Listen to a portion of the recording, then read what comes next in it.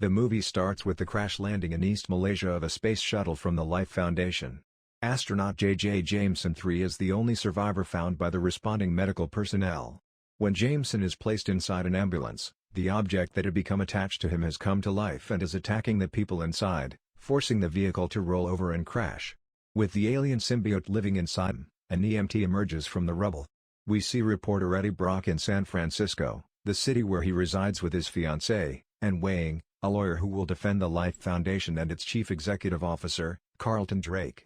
Eddie is well known for his TV news program, The Eddie Brock Report, where he conducts investigations for the satisfaction of his audience. When Eddie arrives at work, his employer assigns him to speak with Drake, but he specifically requests that Eddie refrain from asking Drake any questions regarding his employment. Since Eddie may be impulsive, which is what forced him to be drove out from New York, and asks the same question. On Anne's computer, Eddie discovers an email that contains details about the 3 deaths that the shuttle crash has officially confirmed. Eddie, against his orders, travels to interview Drake about his space program. However, he deviates from the plan and starts to question Drake about the fatalities and how he is to blame for them. Eddie's supervisor fires him after Drake terminates the interview. Eddie and Anne break up after Anne gets fired as well. The EMT returns to Malaysia and stumbles into a nearby market where he begins to devour an eel. When the seller reprimands her for it, she slices his throat with the blade that the symbiote has formed around her arm. The symbiote releases quills that kill anyone who tries to assault her in retaliation while she is being watched by nearby onlookers. The symbiote then releases the EMT, who is now dead, and attaches onto the elderly woman as the EMT approaches her. After 6 months, Drake is carrying out studies on homeless people as part of his ongoing study on symbiotes. To give the impression that he is undertaking some kind of groundbreaking mission for humanity, he speaks to a single subject under the name of Isaac. Drake allows a symbiote to infiltrate Isaac's body and then releases it into the space. Prior to convulsing in the symbiote leaving Isaac's now dead corpse after consuming his organs, he initially appears to be in good health. In San Francisco, Eddie is now unemployed and living alone in a small seedy apartment. He visits a nearby shop where he is familiar with the clerk, Mrs. Chen, but he is powerless to stop a thug from robbing her of her money. Later, Dr. Dora Skirth, a scientist from the Life Foundation who is horrified by Drake's experiments on humans, approaches Eddie. However, Eddie declines to help her expose Drake. When Eddie visits Anne at her flat, she is returning after a date with her new boyfriend, Dr. Dan Lewis. Eddie tells Anne that he misses her and that he believes Drake is to blame for what happened to him while they are alone.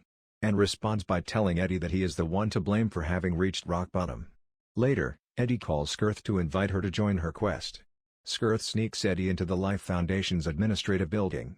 Eddie captures the horrifying exhibitions of the symbiote's victims through photographs. He recognizes one of the living as Maria, a female homeless person Eddie gets along with. In response to his attempts to free her from her cell, Maria attacks him. The symbiote in her body then attaches to Eddie, causing him to flee.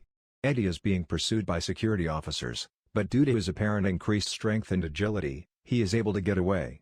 After discovering Maria's body, Drake and his group are aware that a symbiote specimen is at large. Skirth is put inside a cell where she will be killed by another symbiote after Drake persuades her to acknowledge that Eddie was involved. Then Drake sent Roland Treese and his group of mercenaries to find Eddie. Eddie begins to display strange symptoms. He has a craving for strange foods, such as rotting meat and frozen tater tots, and he feels feverish. Along with it, he begins to hear a deep, growling voice whispering to him. In addition to digging through other people's meals and sitting in a lobster tank to eat live lobsters, he finds Anne and Dan out on a date and proceeds to display his extreme dysfunction. Anne and Dan decide they must aid Eddie.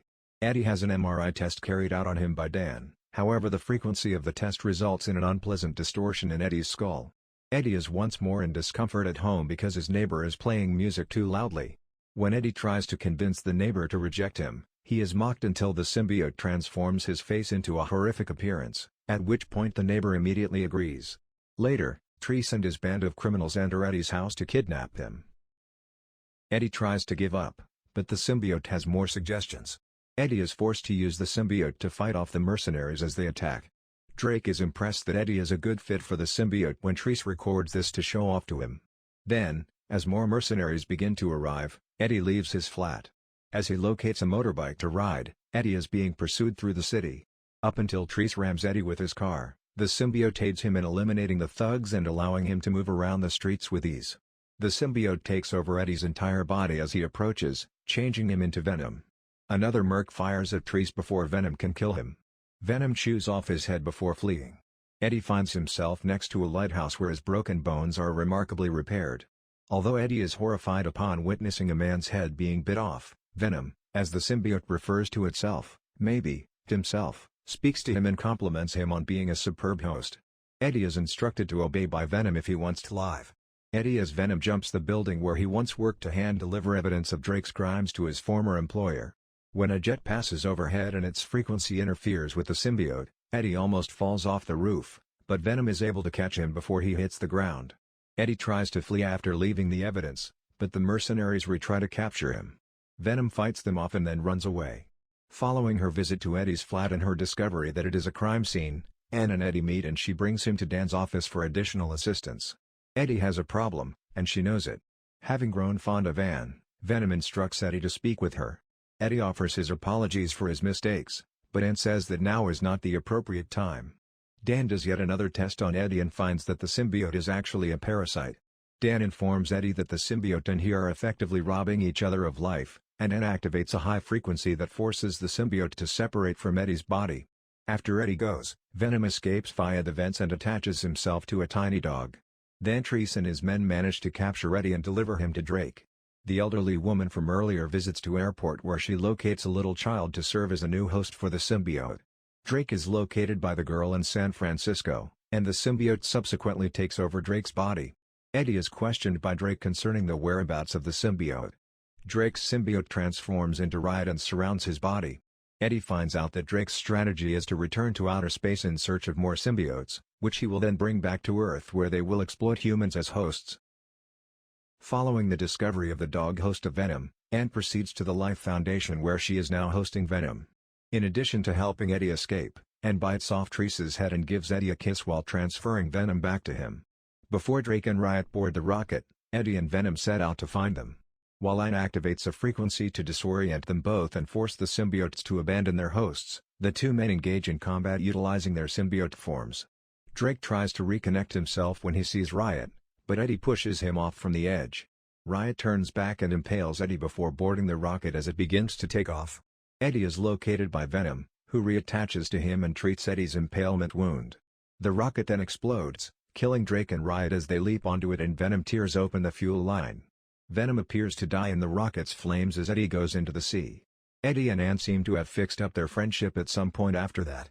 He discusses being asked to revive his show and host a Drake special, but he has other plans to visit a prisoner. In addition, Eddie protects Anne from knowing that Venom is still inside him.